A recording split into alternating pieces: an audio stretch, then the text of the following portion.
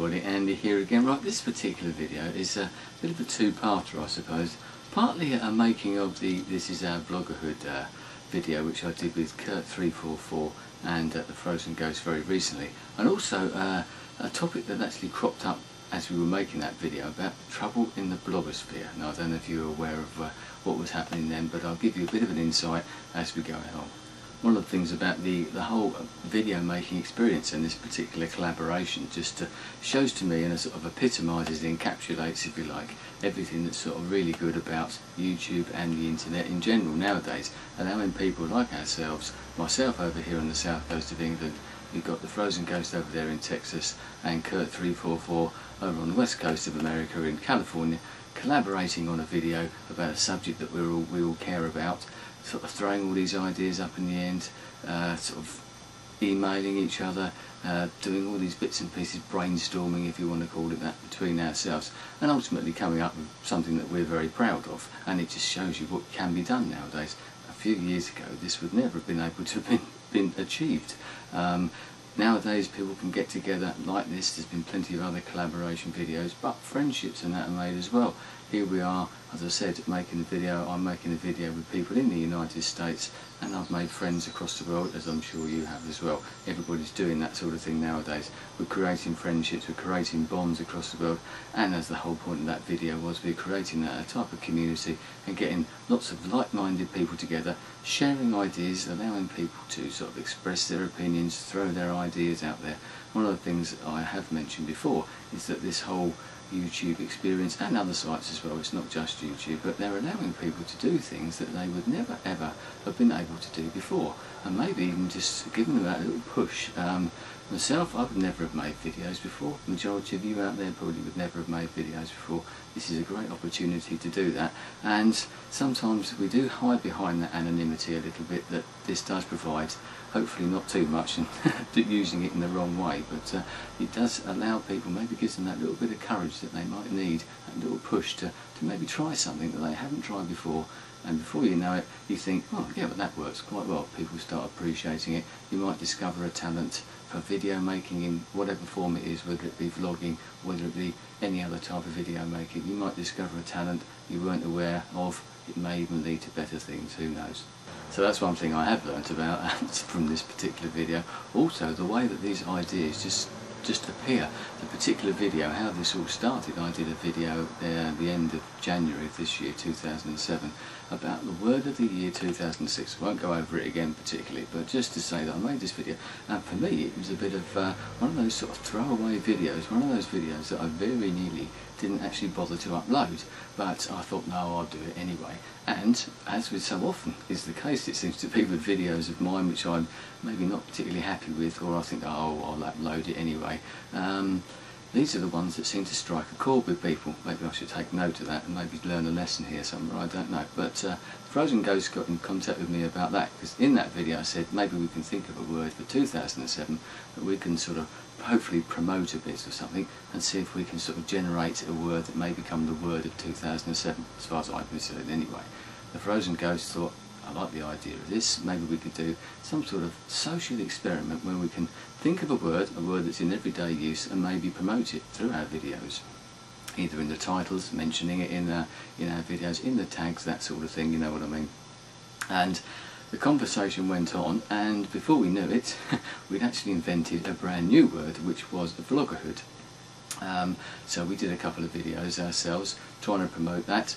A couple of other people started to pick up on it, one of whom was Kurt344.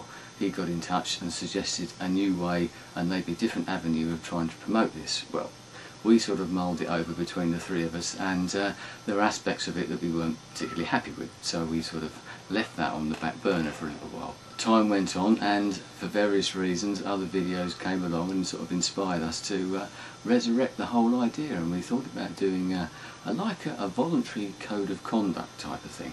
But that's when the trouble in the blogosphere sort of raised its ugly head, whether as I said before, anyone's actually aware of what was happening in the world of blogging, as in written blogs. There's lots of very well-known people. This has obviously been going on for a lot longer than the vlogging that we're doing here.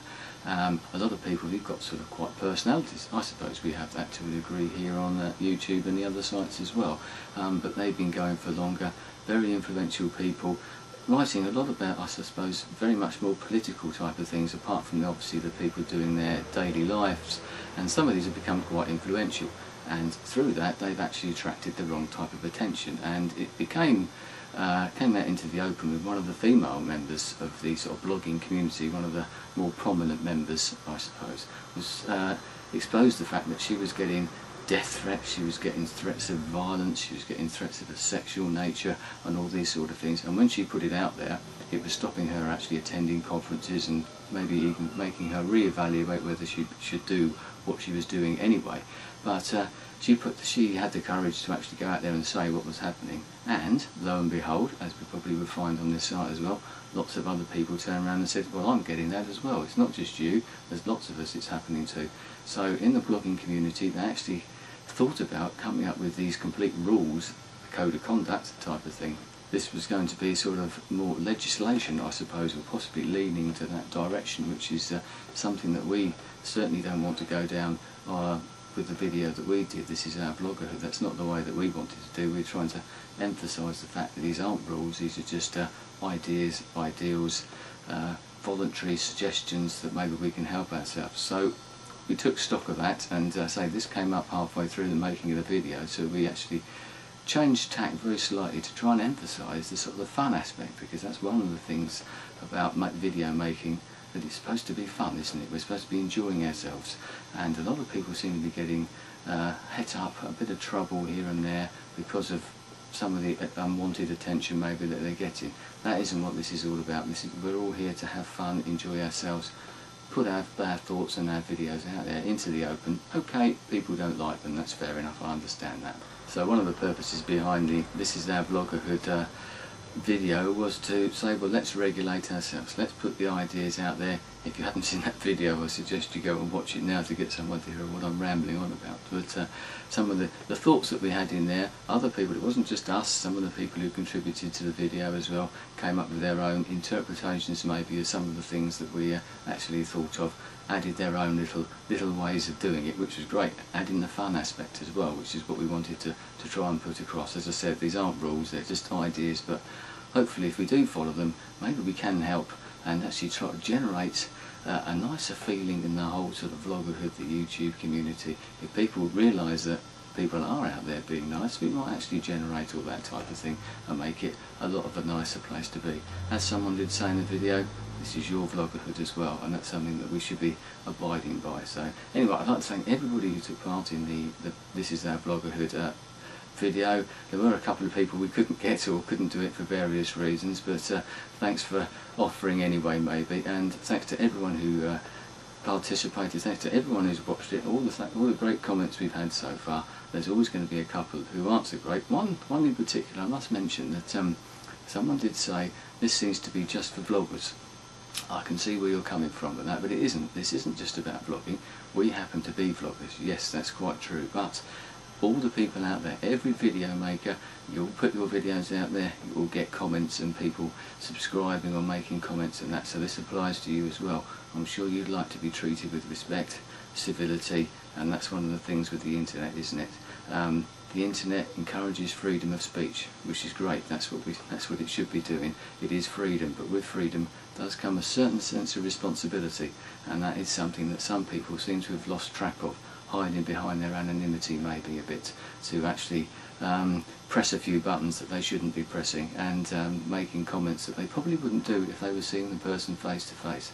That's all we're trying to do, make you think before you actually make that comment. Don't hide behind your anonymity. Get out there, say who you are, criticise by all means, but criticise constructively. It's very easy to do. It's very easy to slip into that other way of doing things, but if it makes you think and makes you stop and just take stock a little bit before you actually make that comment, before you make that video response, and think, no, maybe I'll do this in a different way, the message will have worked. Anyway, thanks for your time. I shall speak to you again soon. Goodbye.